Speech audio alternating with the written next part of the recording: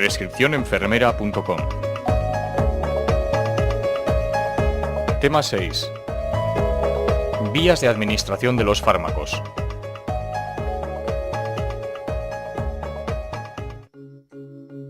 La vía de administración es la forma en la que los fármacos se introducen en el interior del organismo. Por lo general hablamos de vías enterales para referirnos a aquellas que utilizan el aparato digestivo, y son la oral, la sublingual y la rectal. Vías parenterales cuando se utilizan procedimientos invasivos para introducir el fármaco en el organismo, y otras vías como en efectos locales o sistémicos como la respiratoria, transdérmica, la tópica, oftálmica o la vaginal. Vías enterales. La vía oral. Es la vía más utilizada, es la más fisiológica además de ser barata y cómoda. Entre sus limitaciones destaca que no podemos usarla en inconscientes, pacientes con náuseas o con dificultades de deglución o si requerimos un efecto rápido. La absorción tiene lugar en el intestino o en la mucosa gástrica, generalmente mediante difusión pasiva y en ocasiones mediante transporte activo. La biodisponibilidad puede estar disminuida por fenómenos de primer paso o por características individuales o puntuales, por lo que es imposible asegurar unos niveles estables de fármaco. Esto ocasiona que para fármacos que necesitan unos niveles determinados no podamos utilizarla. Existen diferentes formas farmacéuticas para administración oral. Las más utilizadas son cápsulas. El medicamento está formado por el fármaco más una cubierta. Esta cubierta generalmente es una gelatina y tiene una función de protección del principio activo frente a la luz y la humedad, además de evitar la irritación gastrointestinal. Por lo habitual, se usan gelatinas duras para proteger productos sólidos y gelatinas blandas para principios activos líquidos. Comprimidos. Son la forma farmacéutica más común. Se obtiene por compresión del fármaco, al que se añaden excipientes, que son sustancias inertes adicionadas con el fin de dar forma, cohesión, sabor u olor al fármaco, además de ayudar a conseguir una biodisponibilidad adecuada. Tenemos comprimidos con cubierta entérica que evitan la destrucción del fármaco por los ácidos del estómago o comprimidos de liberación retardada que liberan el fármaco de forma progresiva. En ninguno de estos dos casos debemos destruir la cubierta, ya que podemos ocasionar alteraciones importantes en la absorción. Grajeas. Están formadas por un núcleo, que puede ser una cápsula o un comprimido recubierto de una capa de azúcares, con el fin de proteger el núcleo del medio ácido o de enmascarar sabores o olores desagradables. Jarabes. Están formados por el fármaco, al que se le añaden azúcares y agua. El azúcar se añade para limitar el crecimiento bacteriano y darle un sabor dulzón. Hay ocasiones en las que el jarabe debe prepararse inmediatamente antes de la administración. Los jarabes, por lo general, son poco estables y una vez abiertos deben consumirse según las indicaciones.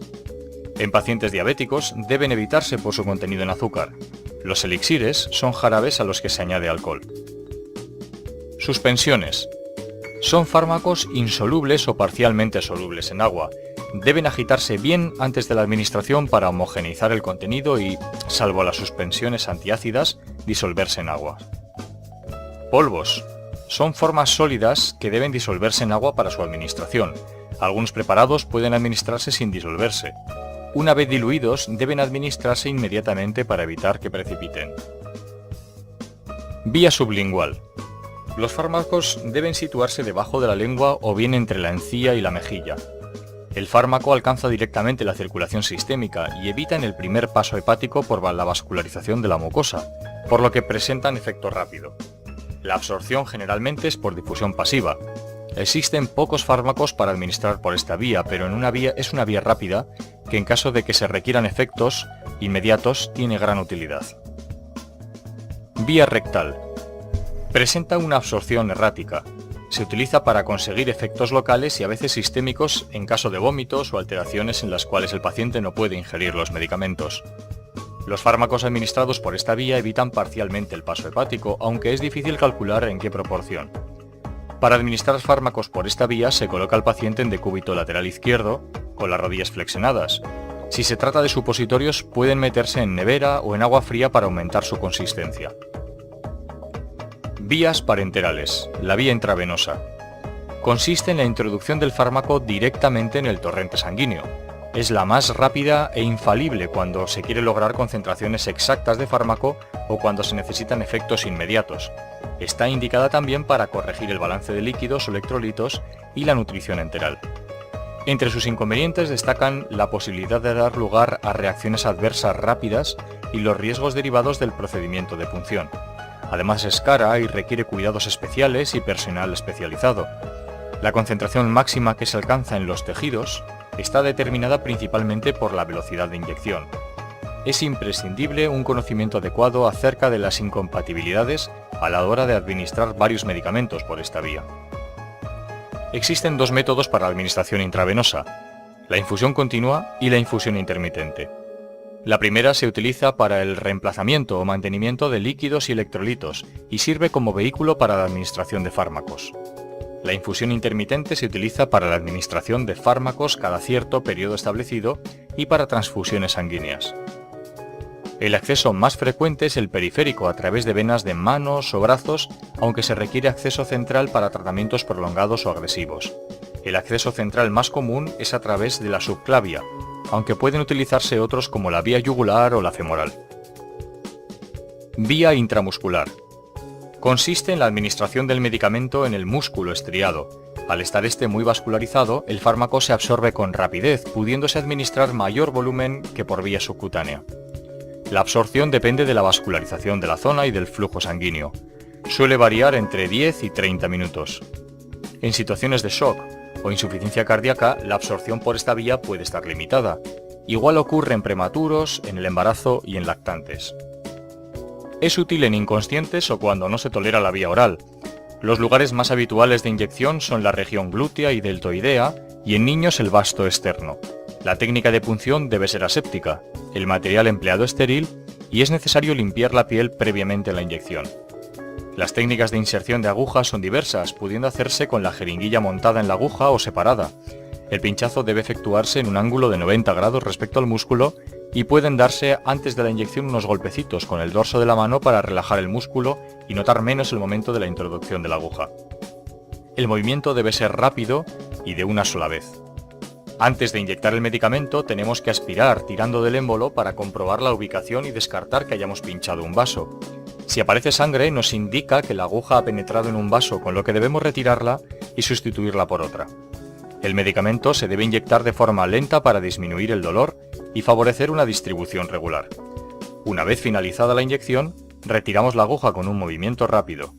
Si se pretende la absorción lenta o se ha administrado un medicamento irritante, no se masajeará la zona. Todo el material utilizado debe desecharse adecuadamente y lavarnos las manos una vez finalizado el procedimiento. Vía subcutánea. La absorción es mayor que por vía oral, pero menor que por vía intramuscular. Está condicionada por el flujo sanguíneo. Generalmente, la velocidad de absorción es constante y el paso a sangre puede reducirse utilizando vasoconstrictores locales, o frío, o aumentarse con calor, masajes o ejercicio. Los lugares más frecuentes para la administración subcutánea son la cara externa del brazo, o del muslo, o la cara anterior del abdomen. Las soluciones que no sean neutras e isotónicas pueden ocasionar irritación, dolor o necrosis. Otras vías. La vía dérmica o cutánea. La administración de fármacos en la piel hasta hace poco era utilizada exclusivamente para acciones locales. Desde hace algunos años también se utilizan fármacos con fines sistémicos. Existen diferentes preparados para administración a través de la piel. Los polvos dérmicos deben aplicarse sobre la piel limpia y seca, estando contraindicado cuando existe exudado. Entre los preparados semisólidos existen pastas, pomadas, cremas y geles, y entre los líquidos hay lociones, soluciones o linimentos. Vía vaginal. La mucosa uretral y vaginal presenta una buena absorción, aunque generalmente se utiliza para efectos locales, se puede producir fenómenos sistémicos. Vía oftálmica. A través de la mucosa conjuntival puede absorberse distintos fármacos. La córnea también es una superficie absorbente. Se utiliza para efectos locales, pero ocasionalmente puede producir efectos sistémicos. Vía inhalatoria. Para introducir gases o líquidos volátiles en el aparato respiratorio, el tamaño de la partícula ha de ser entre 1 y 10 micrómetros. No hay efecto de primer paso y es muy útil para tratamientos locales, si bien también se utiliza con fines generales como en la anestesia. La velocidad de absorción está condicionada también por otros factores como la frecuencia respiratoria, la concentración de la sustancia en el aire inspirado o la perfusión pulmonar. Para administrar líquidos se utilizan nebulizadores y para sólidos aerosoles generalmente para lograr efectos a nivel pulmonar con reducidos efectos sistémicos.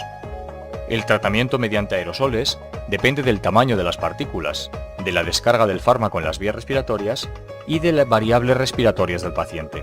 Solamente cerca del 10% llega al árbol respiratorio, el resto casi por completo se deglute.